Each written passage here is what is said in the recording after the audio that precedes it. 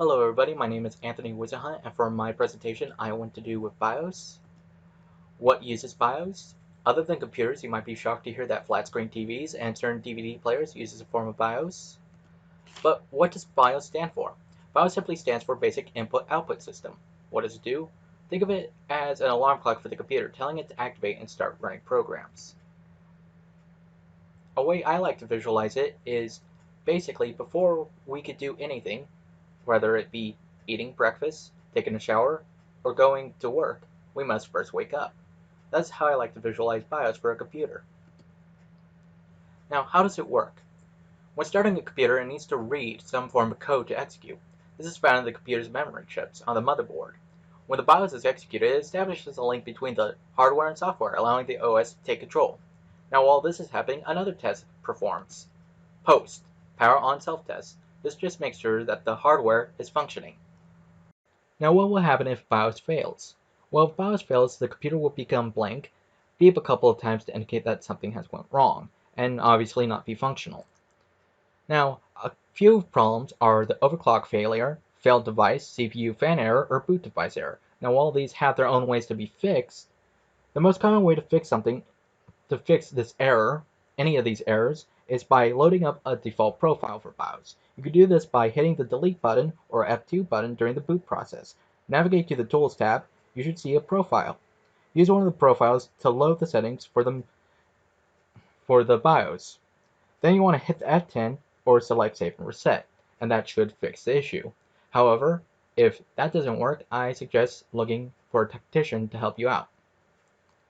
Now, who is Gary Kildoll? I hope I pronounced that right. Now, while many people don't know who officially made the first BIOS chip, people have gave Gary Kildoll the credit for coming up with the term BIOS. The first BIOS chip, or the very first generation, used a UV Eprom, or ultraviolet erasable. It can't be upgraded through the motherboard, and if you wanted to reprogram it, you had to remove it and run it through an Eprom eraser to be reprogrammed.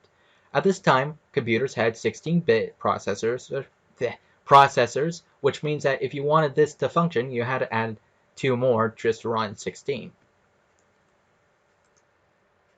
Now, this is a UV EPROM and the EPROM that it needed to be run through.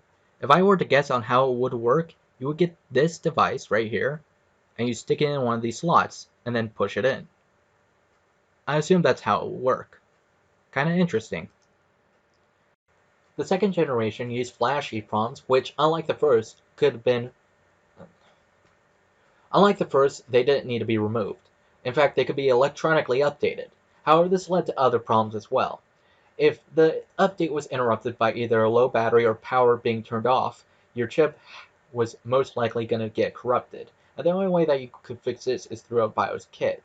The original EPROM's Flash 28F series required 12 volts to erase or program, while the 29F series only needed 5. Now, the packaging for the first chips were kind of interesting because the first version was called DIP, dual in-line, which had 2 sides lined with pins. As manufacturers added additional features and interfaces, board space became a limiting factor. This led to PLCC, or plastic lead chip carrier. Unlike the DIP, it had 4 sides lined with pins and one in the shape of a stamp. In some cases, the PLCC BIOS were sold directly to the motherboard, making it hard to fail reprogramming it. Lucky for us, huh? Now, hard to believe, but these two are flash EPROMs, just in different packaging. This is from the DIP, and this is for the PLCC. The third generation is probably something that we see nowadays. Firmware hubs provide a link between the processor and hardware subsystems. When the computer starts, the chipset reads the BIOS data from the firmware and then loads it into the system RAM. This loads the code from the RAM instead of the chip. From this point, this is how the BIOS is used in later versions. It was introduced by Intel, who were the primary suppliers of processors. Firmware hubs are usually fabricated with 32-pin PLCC packages. Now, for the final one, the modern BIOS, think of anything that you use that has a starting up sequence. Like I said, DVD players, some flat screen TVs, heck, I even think that a smart fridge uses BIOS. Now, the latest version is called a high-speed serial SPI flash EPROMs. Boy, ain't that a mouthful. SPI stands for Serial Peripheral Interface. The SPI has existed for decades but has been used to incorporate a flash EPROM's capacity part.